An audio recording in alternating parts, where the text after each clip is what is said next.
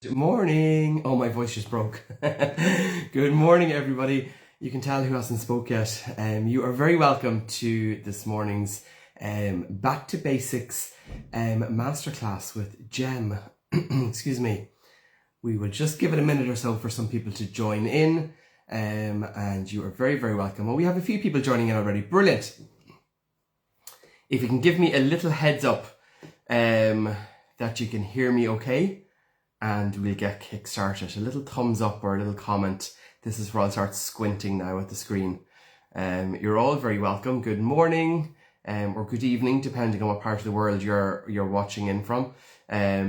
You're very welcome to this morning's pastry masterclass. So myself and Jem have teamed up, and we're going to be running 4 of these masterclasses over the next 4 months. Roisin, thank you very much. Jacinta, thank you. Amazing. You can hear me nice and clear, hopefully. So yes, myself and Jem have teamed up, and we're going to be running 4 of these masterclasses between now and August. So we are starting off, thank you guys. Starting off with talking about pastry making today. So sweet and savoury pastries. The next class is going to be on sponges. We're going to be doing one on yeasted breads, and then one on choux pastry. So a good hi from Howth. What a beautiful part of the world to be watching in from, Ails. I'm sure the sun is shining as it always is in Howth. So yes, we have 4 lovely masterclasses over the next couple of months, which is nice. It's something a little bit more interactive, and you can ask as many questions as you wish. So we have a nice amount of people on from Israel there as well. Thank you guys for watching in. Where are you watching in from? I am super intrigued and nosy as well. So I'm dying to know where you're watching from. So if you can let me know where you're tuning in from, that would be amazing. I hope that you're all well on this lovely sunny morning. Sunny Stradone. Well, listen, again, another gorgeous part of the country. Hopefully the sun is shining there. It is such a beautiful morning here. So yes, you can keep the comments coming in. I have 2. We have Australia. This is like the Eurovision. I love it. Hi from Ireland to Australia. We have Valencia. Valencia. Sorry, excuse me. That was in Spanish one. Kerry, even nicer again. I just had the Valencia Island Vermouth at the weekend down at last weekend at Ballymaloe. It was so gorgeous. Naas County Kildare. We have gorgeous Castleblaney. Beautiful Sligo. I love Sligo. Taste of Sligo actually is coming up in a couple of weeks. Really looking forward to that as well. So yes, we have a really good mix. So you're very welcome. Good morning, everyone. As I said, I'll keep an eye on the questions coming in here. And if you have any baking related questions, please fire them into the chat, and I will try my best to answer them. So today, I'm going to be using this lovely Jem plain flour, and that's going to be the basis. Hi from lovely Limerick. Another Australian saying hello. Aussie Kerry, you're very welcome to the live. So lovely to see you all. Love that we have people watching in from all over the world, so that's amazing. So yes, I am brand ambassador for Jem Foods and have been now for years and years. And we're always kind of coming up with different ideas to, I suppose, hello from Claire, ideas about baking and how you can utilize your ingredients at home as well. So as I said, we have 4 masterclasses between now and August. Today is about pastry. The next one is about sponges. The one after that is about yeasted breads. And the final one is about choux pastry. So a real mix of recipes that I'm going to walk you through step by step on these classes here. They won't take too long. Made your ginger loaf tin bake on Friday. Oh, amazing. Thank you so much, Angela. Yes, there's the book just up here. Shameless plug there. So I'm delighted that you're trying the recipes out of it. That's made my day. So thank you. I'm forgetting about the baking here. I could just have the chats with you all day. But we're going to get into it. And what I'm going to do today is I'm going to be sharing the recipes for both of these. So the savoury pastry that you can use for like a shortcrust pastry for quiches and stuff like that. And also the sweet pastry that we'll be making a little tart with as well later. Both of those recipes will be saved in the comment section of this live after the live has ended. So once I've saved the live down, it'll be saved on my page, and Jem will have it on their page as well. both recipes that I'm making today will be saved on this, so you don't need to go looking for it on websites and stuff. It'll all be here, which is key, that you can save this live down and come back and watch it again or get your hands on the recipe. Okay, so with all of that being said, I'm going to get into it here. We have plenty of people watching, so we're going to be starting off with a savoury pastry, okay? So this is a really lovely pastry if you like to make quiches or little mini savoury tarts, and very easy to make. Now, I am going to be using like a food processor to blitz up the pastry. If you don't have a food processor, you can do this old school style in a bowl with a knife and break up the butter that way.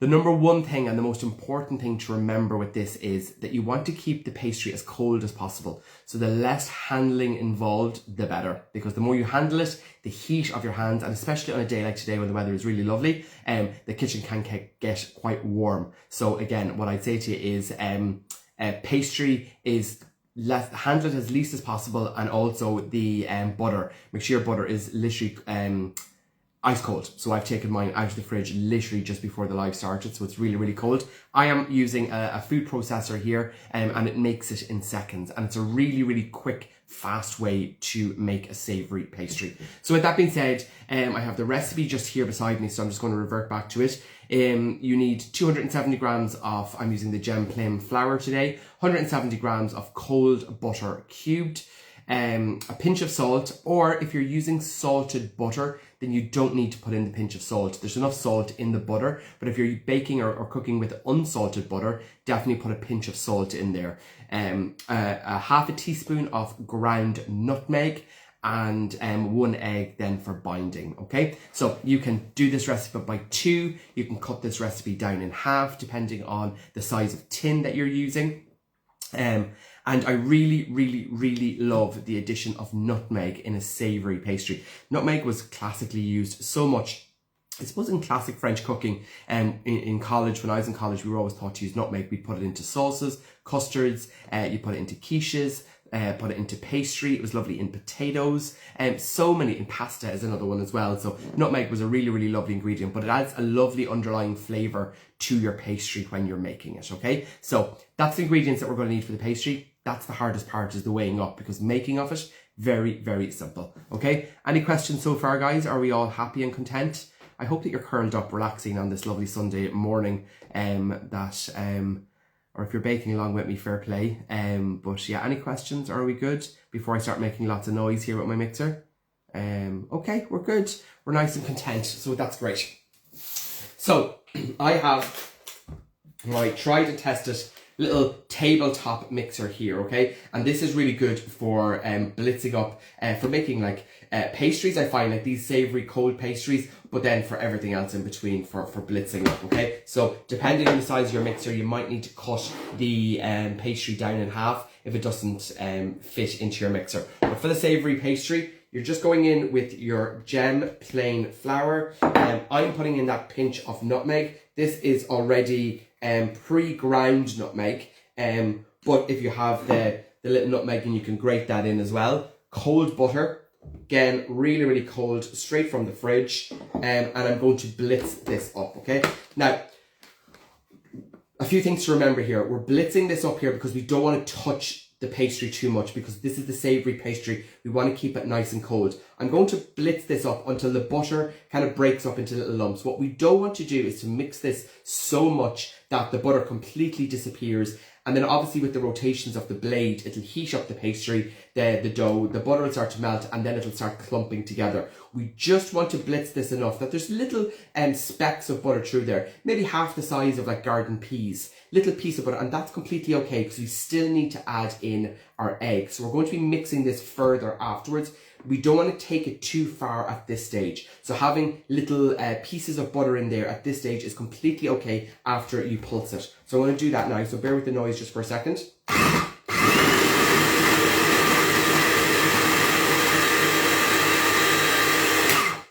That's it. So I wasn't even counting, but maybe 4-5 seconds. Tap this out. Switch this off here. And I have really kind of like a fine breadcrumb consistency at this stage, okay? And there's little pieces of butter still in here. So that's okay, because we are going to be adding our egg in. So the next step is, egg is going in. I always have a little bit of cold water just to one side here. If we need to add a tiny bit more in, we can. But at this stage, we have just put in our flour, our salt, if you're using it, nutmeg and butter. Blitz that up until we have like a breadcrumb consistency. Add it in the egg, and then we're going to be pulsing this again until the pastry comes together. Love that blitzer. Can you say the brand? Yeah, so this is the Kenwood Multi-Go Pro attachment. So this has a little blender. It has a slicer attachment as well. Really handy, and especially if you don't have a huge amount of counter space, it's a nice little handy one to have in your kitchen, and really nifty for making pastry as well. So the Kenwood Multi-Go Pro. So it's really important at this stage for the savoury pastry that we don't take it too far. We just want the pastry to start coming together with the binding of the egg, and we'll finish it by hand. If we bring it together till it's fully combined, what's happening is the blades that are in the mixer here is going to be like ripping into the dough and blitzing it like a blitzer should do, but it's ripping the pastry and it's very aggressive. So we only want to bring it together when you see it starting to bind together. At this stage, we take it out and we finish it by hand. Remembering there's nice little pieces of cold butter still in here. So lifting this up.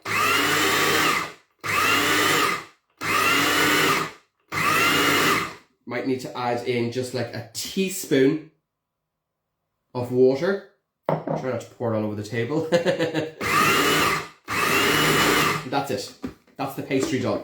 So we're just going to pop this here. And again, it's just to bring everything together, and then you have your really lovely pastry. Tap that out, careful with the blade attachment that's in there, tapping that out onto the table, and then we're just going to set this to one side, okay? So taking a little bit of flour, having it here to one side, we just want to press this together, okay? We don't want to overwork it, but this is a small batch of pastry. Naturally, you can go ahead and you can make this double the recipe. You can times it again. I cut the recipe that I'm making today in half, and you can make the full recipe in that blender as well. But it just, again, it's just to show you how to make that pastry. So that's it. The less touching with the pastry that you do at this point, the better. We want to keep it cold. And I know if I touch this with the back of my hand, this pastry is really cold at the moment because of that cold butter that we've put in there. So I'm doing a lot of talking here and stuff, but if you're at home, you really could have this made, blitzed in the fridge, wrapped and chilled in under 20 minutes. Absolutely no problem at all. So just to recap, that was the flour, the butter, the nutmeg, and just the flour, the butter, salt if you're using it, and the nutmeg. Blitz that up to kind of like a chunky breadcrumb consistency. Really important not to overmix it. Keep those little pieces of butter that are in there, and then you add in your egg. One egg should fully bind it together, but if you need to add a drop more water, do, but don't have a wet pastry. As you can see, I haven't really put any flour on the table here, and my pastry has come together really well. So at this stage, because we've worked the flour, we've blitzed it, you've worked the gluten that's in there, so it's kind of elastic. So you need to let this pastry rest for about 30 minutes or so. There's a good chunk of butter content in here, so this pastry will firm up good and hard, and it will be a little bit difficult to roll if you take it directly out of the fridge at this point. So you're better to let it rest for half an hour, take it out of the fridge, or if you're taking it out the following day, you can take it out and just let it come to room temperature for about maybe 35 minutes or so, and then that will leave it a lot easier to roll for you. But resting your pastry is important because it gives the gluten time to relax, and it also stops your pastry from shrinking, okay?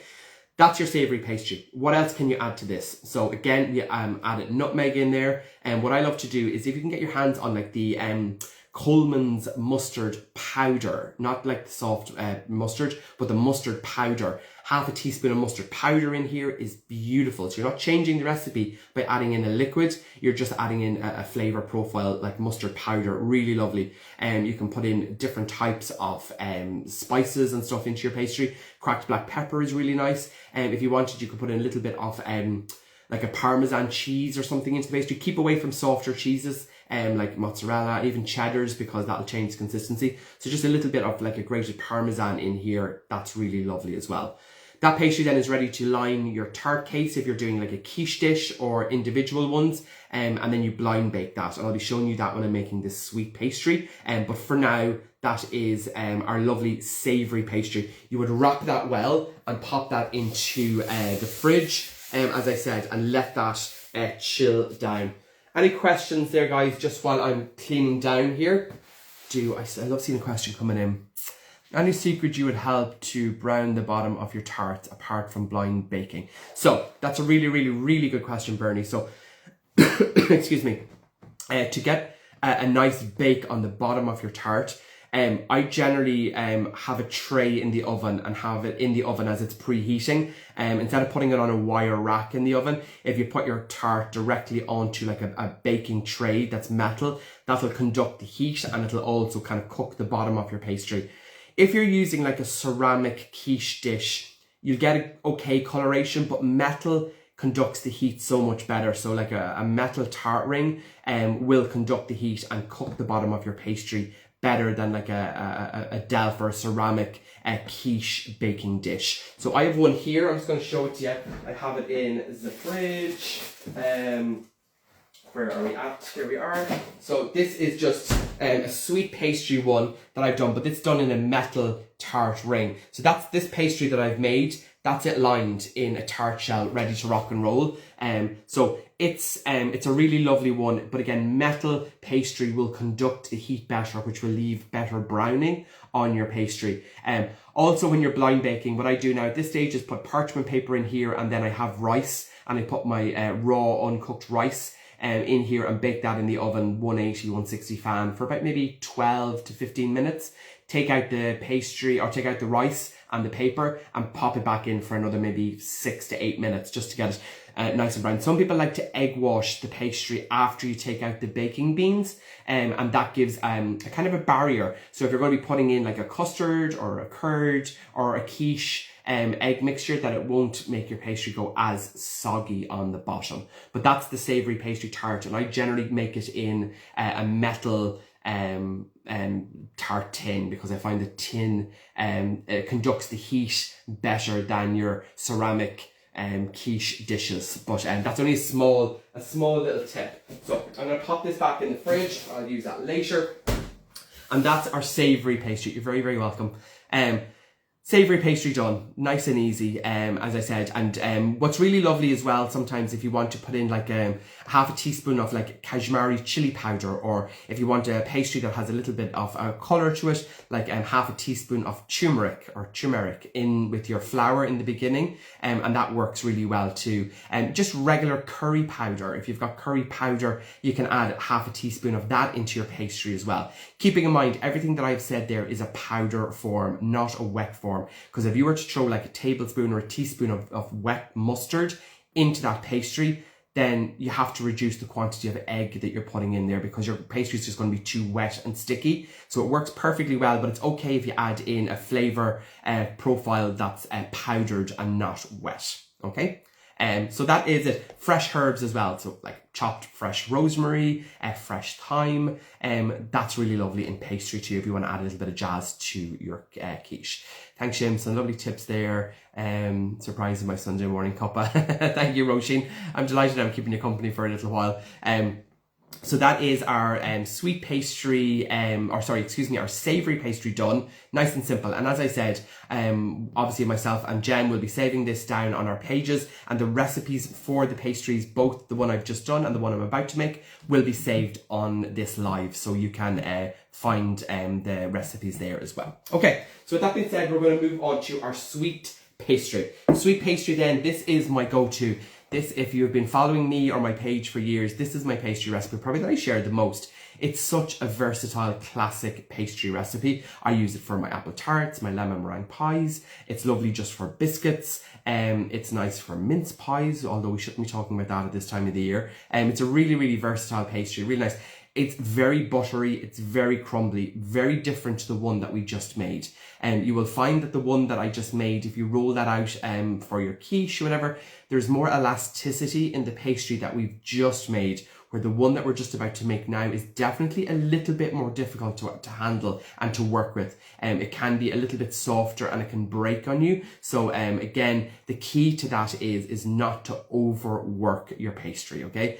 So into the bowl here, I'm going to be adding in my butter. So that's 125 grams of soft butter going in there, and directly on top of that I'm going to be adding in 125 grams of caster sugar. Okay, if you don't have caster sugar at home and you've got granulated, you can blitz up your granulated sugar in a blender or your food processor to make it finer, or you can just put granulated sugar in here. But by adding granulated sugar to this recipe, it'll leave you with probably more of a coarser texture in your pastry. So do keep that in mind, but you can still use it. It's not the end of the world. Just with the back of my spatula here, I'm just going to get in here and we want to blend our butter and our sugar together, okay?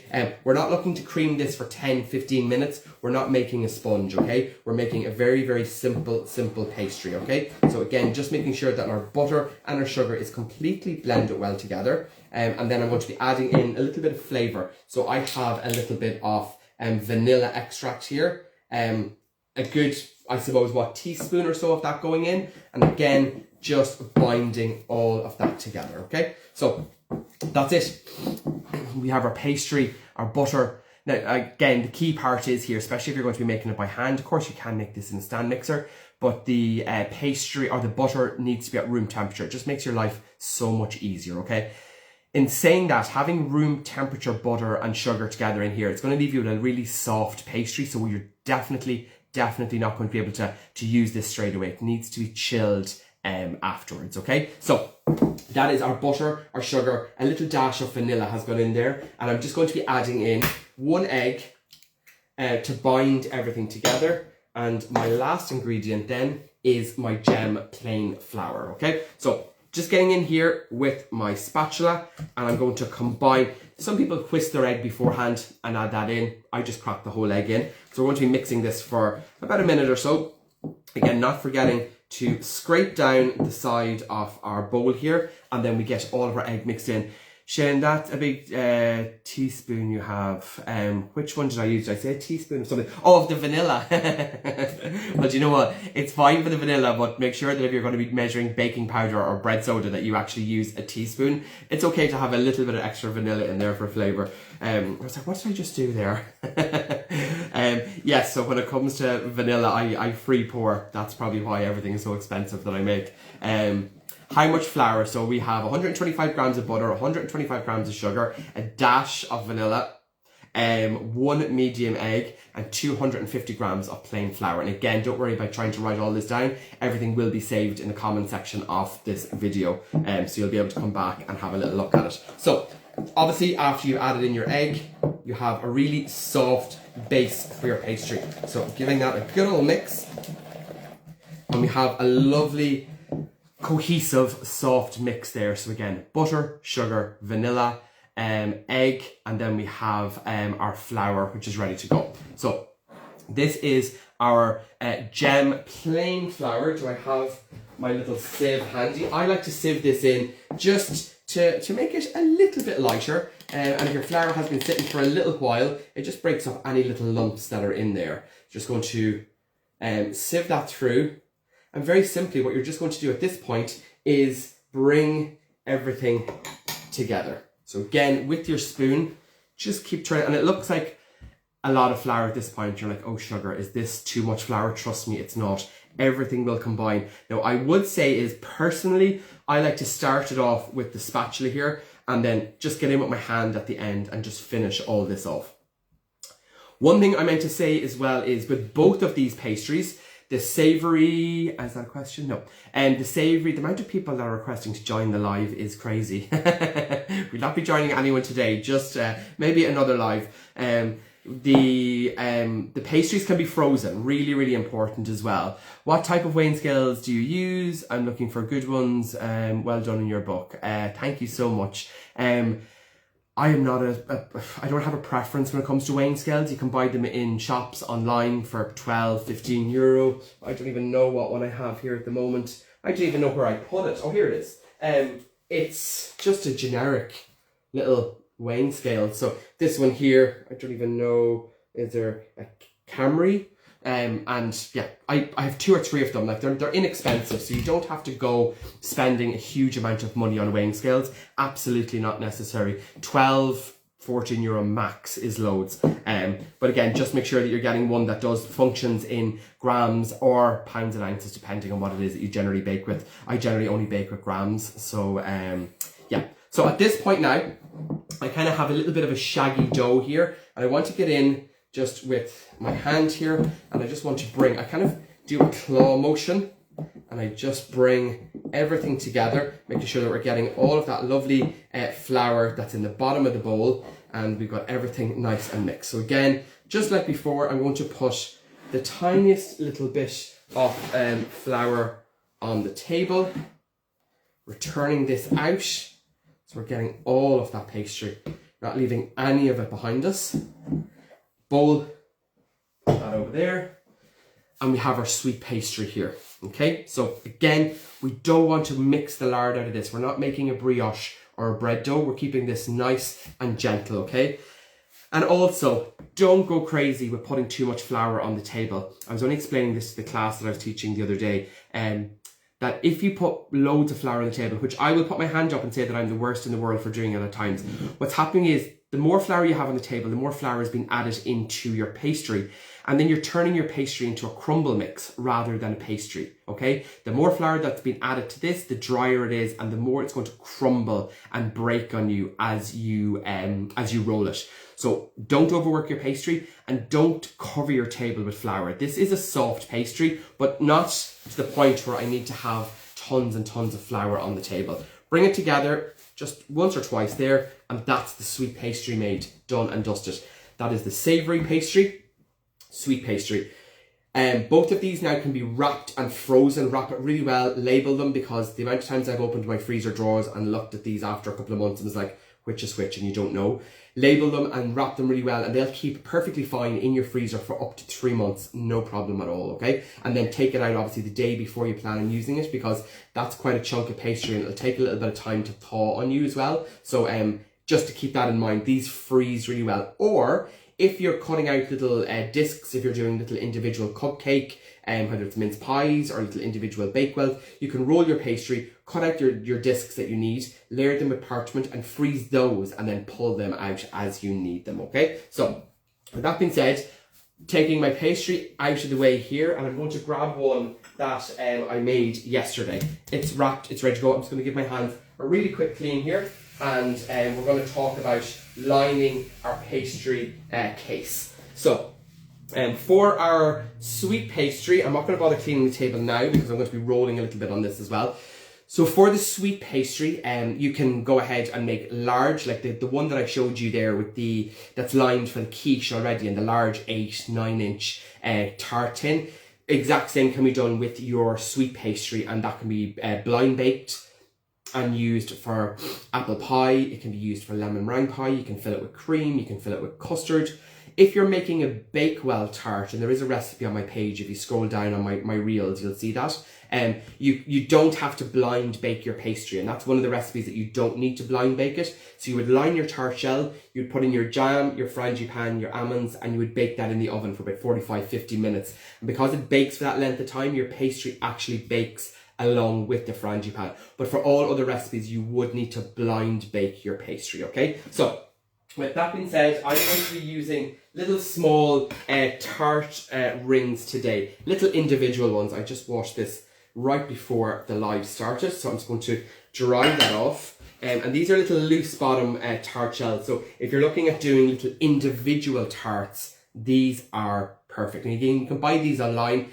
You only need to buy 6 of them. It's generally more than enough. So these do pop out, but you can buy ones with the base that's already fixed in it. I just find at times it's so much easier just to pop the shell out when you have a loose bottom in it, okay? So I have a little bit of melted butter here, and I'm just going to very gently coat the sides and the base of my individual tart shell. Now, keeping in mind, if you're going to do a large, Shane, for pear and almond tart, would you blind bake it? No, Elaine, you don't need to. So again, for a pear and almond tart, that's like a frangipan based tart, so you don't need to do that. So you would line your pastry case with sweet pastry, the one that I've just made.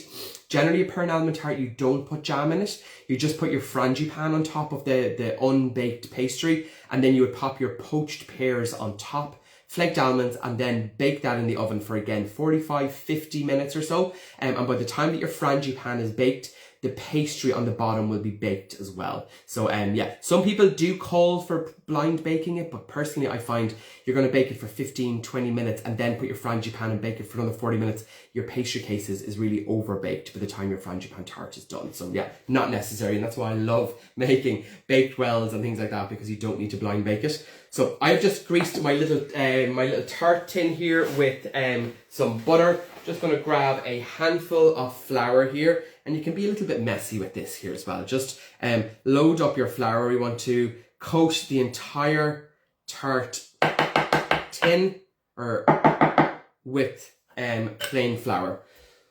Evenly coated all the way around. What we don't want to see at this point is having a pool of butter in this, because what's going to happen is if you have a pool of butter here, you add in your flour, and then you're going to have a caked paste of butter and flour. You line your pastry, and then when it bakes, you see that layer of kind of like flour paste as you're baking it. Not nice. So lightly grease it, and then coat it with flour and knock out the excess. So I am just going to take away the excess flour here. This, as I said, is pastry that I made yesterday. So I'm just going to pop that onto the table. And now I'm going to grab my rolling pin, and I'm just going to roll this out. I was only talking to someone about this recently as well. I just do not like the rolling pins that have the two handles, because I think you get a bit of an uneven weight distribution. Well, I know I do. So I like this one. It's kind of like more like a baton, but it's a really nice one to use as well. Pastry's out, tapping it with just a little bit of excess flour that's on my hands, and then we just want to roll that. So every time you roll, you lift your pastry and you turn it, and that way then you're getting an even distribution as you're rolling it, but you're ensuring that it's not sticking to your table as well. So I can feel that's a tiny bit tacky, so I'm just going to be putting the little bit of flour, turn your pastry, tap the top if you wish. So you're going to roll again, turn your pastry. So turn it round, that's not sticking, so we're fine. Give it another roll. Same principle if you're lining a large tart case as well. So again, lifting our pastry, it's getting a little bit tacky, so a tiny bit of flour added in there at the bottom. We're going to roll that, sticking ever so slightly, so I'm just going to pop another bit of flour on there, and then that's our pastry rolled out, okay? So at this stage now, we just need to cut out circles. That's going to be big enough to where do I have my little cutter here? This one will work. A disc of pastry that's going to be big enough to line our tart shell. So that one's a bit small. Do you know what I'm going to use? I'm actually going to use a bowl that I had here that I had flour in it, because the bowl is quite big, but we want it to be bigger than the tart shell itself, because the pastry needs to come up the sides of our tart ring. So I'm just going to grab a little knife here, and I'm just going to cut a disc of pastry all the way around, like so. And then you're literally taking that lovely disc of pastry, and we're going to pop that into our tart shell. Don't worry if it cracks a little bit. We can do a little bit of a patchwork job on it. I'm going to fold this up. Obviously, you cut out as much pastry as you need. So you're just going to push your pastry into your shell here. If it needs to come up the sides, you can do a little bit of pressing. Don't press it too much though into the sides of your tin, because that can cause it to stick as well. So we have our little case that's lined. Any little excess pastry, you can trim that off. And then at this stage, what I like to do is pop this back into the fridge. Because we've rolled our pastry, we've kind of worked the gluten in there again, so we want this to rest. So generally speaking, I'll make a line, just say 8 of these or 6 of these, pop them into the fridge and allow them to rest, and then I preheat my oven. So the time it takes my oven to preheat, then these are ready to be baked then afterwards, okay? So sweet pastry, I'm going to pop in this over here. I will be using that later. And again, any of the little trimmings as well. So if you have a cupcake tin, It's the same principle. Just cut out rings of pastry and insert them into the buttered and floured cupcake tins. And you can do little individual Bakewell tarts. It gets very fiddly, in my opinion, in a cupcake tin when you have to blind bake and make a little bit of a filling for each single one of them. So it is fiddly. So I find the cupcake tin is perfect if you're doing little mini frangipan kind of Bakewells. But for these tarts, I prefer the tart shells. They're just that little bit easier to work with. So what I'm going to do is very quickly clean down my table here. And I have a tart shell that I lined this morning, and it's in the fridge, nice and chilled, and then I'll show you what that looks like as well. Was that okay? Any questions on that, guys? Was that all hopefully clearly explained? So we just clean off the table here. Any questions? Fire them in, I'll keep an eye on it. Okay, so I have this lovely little one that I already had in the fridge, super cold, well rested. And then the oven is preheating behind me, 180, 160 fan.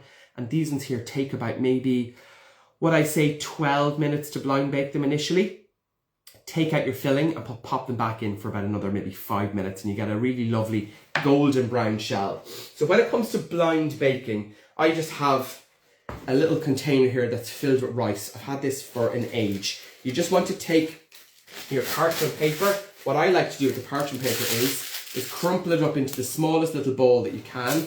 Then, don't throw it on the ground, unroll it, and you have your kind of crumpled paper. You're going to pop that then into your tart shell. By crumpling it, it kind of makes it pop into the all the corners and the base of it as well.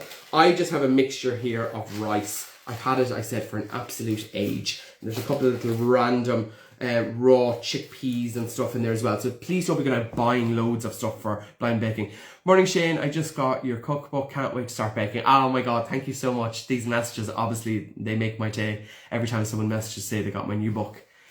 This is the book here, Love Tin Bakes. It's number 3 in Ireland this week. Hardback bestseller. So I'm just pinching myself on a daily basis, but so thankful for everyone that has picked up a copy. I really do appreciate it. So back to our little tarts here. That's the pastry case. Now I popped in my parchment paper and my mixture of raw rice that I use for blind baking. So that goes into the oven, 180, 160 fan, and that bakes for about 12 minutes. Carefully take out your parchment or greaseproof paper with the little, allowing extra, obviously, of the paper the whole way around. So when you lift it out, there's nothing worse than when the rice falls into the base and you have to start picking that out. So ensure that you have enough paper all the way around that that's not going to happen. Lift that out, back into the oven for, again, 5 minutes or so until you get a really lovely blind baked case. Since you're Patricia, bought your cookbook too, Shane. I love it. Oh my God, thank you so much, Patricia. That means the world to me. I am over the moon. Thank you. So that's our pastry case that is baked. This is one that I literally took out of the oven just before the live class started, okay? So because I said this about the loose bottom tin, you can gently, make sure we're getting this, press this up and your tart shell just pops up like that. See how you've got an absolutely gorgeous golden brown coloration all the way around. And then your base is obviously still on there. So you just need to carefully remove the base. And this is not going to be like as crumbly as a shortbread. But if you just look at, just ordered your book. Thank you so much, Roisin. You are the best. You've made my weekend. Thank you. You see the bottom of the pastry case here, beautiful golden brown and lightly golden brown here. I didn't egg wash this or anything. That's just the amount of sugar and butter that's in that pastry, okay? So if you're going to do little summer tarts, I'm going to show you one very simply now with just some whipped cream and berries. Keep it simple. You can bake your tart shells today, for example, and then put them into like an airtight Tupperware container, and they can keep up to 4 days or so in a cool place. Remembering there is butter in here, and butter will turn eventually after it's left somewhere in a warm place. So you can pre-bake your shells the day before, even 2 days before. I generally wouldn't recommend freezing them after they're baked, because when they thaw, the pastry goes quite soggy. But you can bake these up to 2 days in advance, and then when you're having dinner party, you're having a barbecue, you're having family dinner, friends over, you just literally take your pastry case out of the your container, pop in either like a vanilla pastry cream, lemon curd, whipped cream, fresh berries, and that's your dessert ready to go. Well done, Chin. I'm making away a few of your recipes, and Mommy and Daddy love them. Oh, thank you so much. That's so lovely to hear, Rosie. So yeah, your pastry case here, as I said, gorgeous golden brown coloration on that, and that's ready to rock. So how beautiful would that be? What I like to do sometimes, if you pick up a jar of lemon curd, that's amazing, great advice, must get your book. Please, thanks Stephen, that would be amazing. If you find lemon curd a little bit too strong, you can kind of add a little bit of whipped cream to it and kind of have a lovely lighter lemon curd, kind of a cream that goes into it, and fresh summer berries on top. So very, very, very simple. So I have the pastry case here, and I'm just going to pop that onto a little plate, and I'm going to fill that up now. So I have a little bit of just whipped cream that I made earlier, and I'm just going to grab a spoon and some summer berries that I have here beside me. So I'm going to grab some of those. Very, very simply, I'm going to take some of that cream, and it's a semi-whipped cream. So obviously, if you're using a double cream, you can whip that a little bit thicker. We're pouring that in. Move that back a little bit so you can see what I'm doing. So that lovely semi-whipped cream in here. You can flavour this with icing sugar. You can flavour it with a little bit of vanilla, or you can leave it plain. I've also done this before, and I've made like a cheesecake filling. So with cream cheese, icing sugar, whipped cream, and chopped up fruit like strawberry, and done like a cheesecake tart. So as I said, there are endless possibilities. I'm just going to grab some lovely summer berries here, and I'm just going to pop these into my beautiful tart. And again, if you're just a strawberry fan, keep it with just beautiful Irish strawberries. Pop those all the way around. Next up is, I have some lovely raspberries here. And this is such a simple, but I think let the berries do the work. They're so lovely. And that's your beautiful summer tart with cream. I went a little bit heavy on the cream as usual, and summer berries. So very simple, very plain, and again, really to showcase on this live was how to make that delicious pastry. So again, we made, if anyone's watching this on playback, I will be saving this back. I made a savoury pastry that's great for quiches. You can also make little individual quiches like this as well. Same principle applies, just you're making it on a smaller scale. And again, you can buy these little tartlet, loose bottom tartlet cases online. Really good investment if you enjoy baking. So savoury pastry made with lovely cold butter in the food processor with a little bit of nutmeg. Thank you, Mary. Don't overhandle the pastry. Keep it nice and cold. If it turns into like a really soft, warm pastry, it can be quite doughy and kind of look a little bit underbaked after you've blind baked it. So keep that in mind for your savoury pastry. Sweet pastry, all made in the bowl: butter, sugar, vanilla, egg, flour. Brought that together, chilled it, then I rolled it, lined my tart case, blind baked it, and then the world is your oyster. You can fill it with, as I said, some whipped cream here, some lemon curd. It really is up to you as well. Love the individual quiches with lots of one. Yes, all day long, Sinead. I'm the same as you. There's something nice about a slice of quiche, but there's something even nicer about your own little individual one that you don't have to share with anybody. So yes, guys, that's it. So 2 types of pastry today.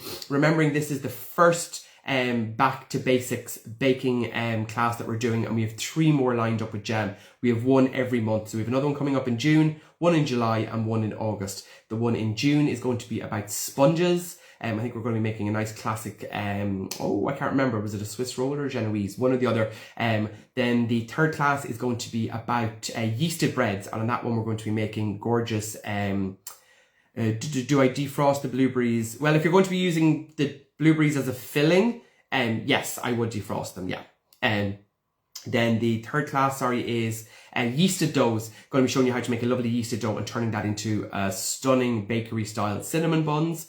And our final class in August is a masterclass on choux pastry, where I'll be showing you how to make profiteroles and eclairs. Not to be missed. We done this, was it last year or the year before? Maybe it was the year before, because I was doing my book last year. We ran these classes before and the response was absolutely amazing. So it's so lovely to see so many people still on the live now as we wrap up. But yes, that's our very simple style, bakery style sweet pastry tart. So I hope that between the savoury pastry and the sweet pastry, that's given you some inspiration to try out some of these recipes at home. As I said, unfortunately, this is the sad part about all these lives. Once I end the live, I lose all of these comments, but you can see the new comments coming up afterwards. Hi from Australia. Can you say hello to Jerry from Lochray? Look at this. I feel like I'm literally on the Eurovision. Hello, Jerry from Lochray. Jenny, you are very, very welcome. Mary, enjoy the sunshine. That is the plans. I'm going to go out now and get a little bit of vitamin D. But yes, I'm going to be saving this down with the recipe and everything underneath it. So you'll see it in the next maybe 10 minutes or so, not even saved on my page. So save it down, come back to it again, and you'll have 2 gorgeous recipes for your own tarts. So that's Masterclass 101 done. Who's that? Roshan, thank you so much, Roshan. That's a lovely message. Thanks for joining. Sinead, thank you so much. You're a star. Some lovely messages coming in here. Geez, we could hang out for the rest of the day together at this rate. But yeah, keep an eye out for the other classes. We will be announcing them as corner as they're coming up with Jem. And I hope you get to try out these as well. Great session, Shane. Thanks to you and Jem. It's such a lovely message. Thanks, Shane. Really enjoyable. Thank you, Joanna. Lovely messages, guys, coming in. I know Jem will be over the moon too. So between my page and Jem's page, you'll find this live saved down. And yeah, go enjoy the sunshine, enjoy the rest of your weekend. I know what I'm having for, is it? Yeah, I can call this a breakfast. I can still get away by calling this breakfast. So yeah, this is my plans. I'm going to love you and leave you. Enjoy the rest of your day, and I will be talking to you all very soon. And to all the lovely people that have said they've picked up a copy of my book so far, thank you so much again. Really, really appreciate it. Shane, I make your bakewell tart. Yes, if you've made it before, brilliant. If you haven't made it before, I have a recipe and stuff on my page. Just scroll down a bit and you'll see a picture of a bakewell tart and the recipes in there as well. Pretty much similar to what I've done here today. Okay, Geraldine, thanks a million, and to everyone else for joining. Enjoy the rest of your day, and I shall talk to you all very soon. Thanks for joining.